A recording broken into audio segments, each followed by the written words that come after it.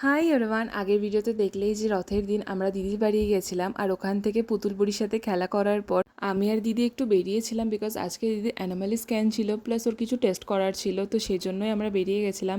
আর আমাদের আস্তে আস্তে না বিকেল সেই 4টে বেজে যায়। দেন খাওয়া দাওয়া করার পর পুতুল তো খুব আগ্রহের সাথে বসেছিল যে মানি আসবে এসে আমার রথটা সাজাবে, তাই আমিও ওকে নিয়ে বসে পড়ি রথটা সাজাতে। আর কিরকম লেগেছে তোমাদের অবশ্যই জানিও। আমিও প্রথমবার রথ সাজিয়েছি, ছোটবেলায় তো বাবা সাজিয়ে দিত, বাট এখন আমি প্রথমবার রথ সাজালাম। তো তোমাদের কিরকম লেগেছে আমাকে কিন্তু অবশ্যই জানিও। দেন এখানে বিকালের দিক করে পুতুলের ঠাম্মি আর পুতুল বুড়ির মামা বেরিয়েছিল রথ টানবে বলে। আর এখানে দেখো পুতুল কি রথ যায় না পাচ্ছে রথটা টানতে।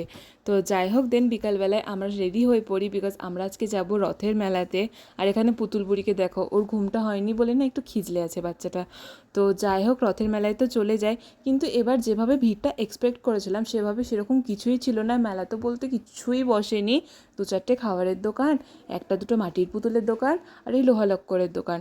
তো যাই হোক, গিয়েই তো আগে ঠাকুর প্রণাম করে, আর হ্যাঁ মাটির পুতুল কেনা তো ম্যান্ডেটারি, দেন ফুচকা খেয়ে চলে আসি বাড়ি। তো তোমাদের ভিডিওটা কেমন লেগে